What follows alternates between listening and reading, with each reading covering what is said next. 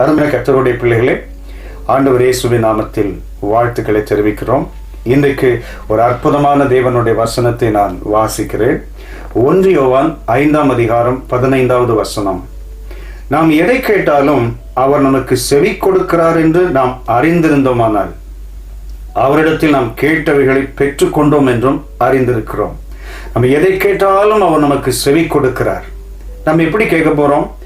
1 யோவான் 5:14 வாசிக்கிறோம்.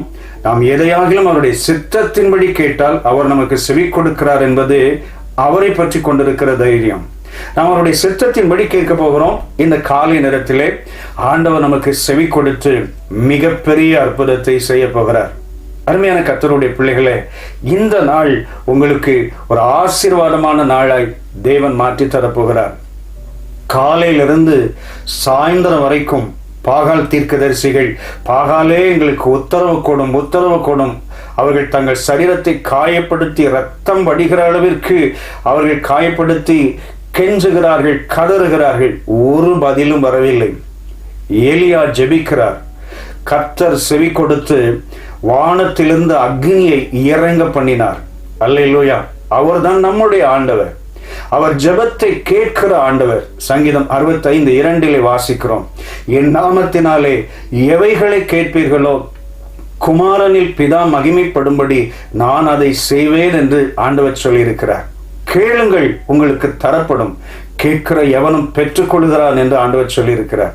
இந்த நாளிலே நீங்கள் எந்த காரியங்களுக்கெல்லாம் ஜெபிக்கிறீங்களோ கர்த்தர் நிச்சயமாய் செவி கொடுத்து ஒரு பெரிய அற்புதத்தை செய்ய போகிறார்.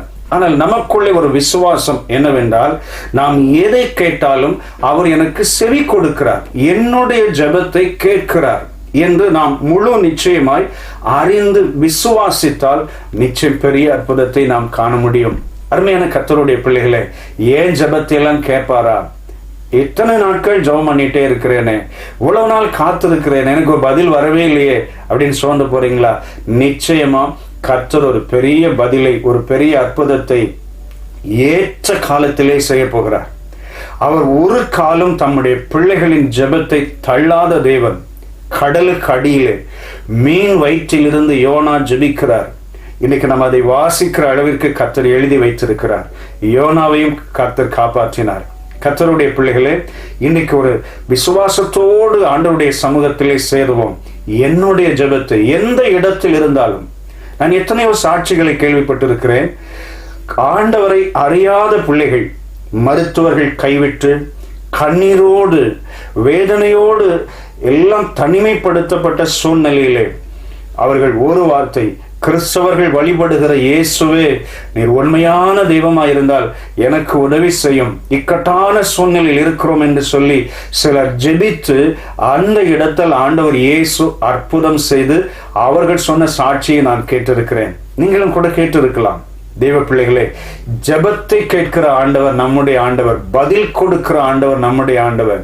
எனக்கு எத்தனையோ நாட்கள் நீங்க ஜெபித்த ஜெபங்களுக்கு நான் விசுவாசத்தோடு சொல்கிறேன், இந்த நாளிலே வரப்போகிற நாட்களில் நீங்கள் அற்புதங்களை காணப்போகிறீர்கள்.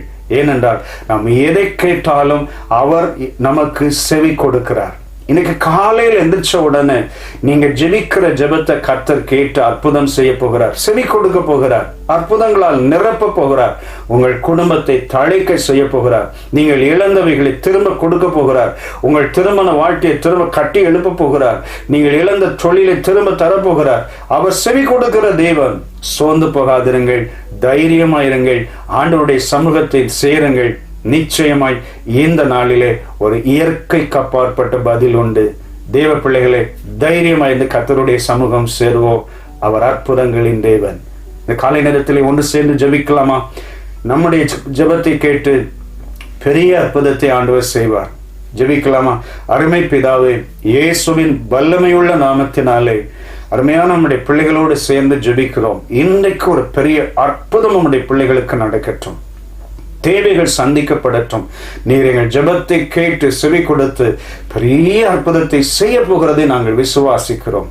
இயேசுவின் வல்லமையுள்ள நாமத்தில் பிதாவே, ஆமென், ஆமென். God bless you. Amen.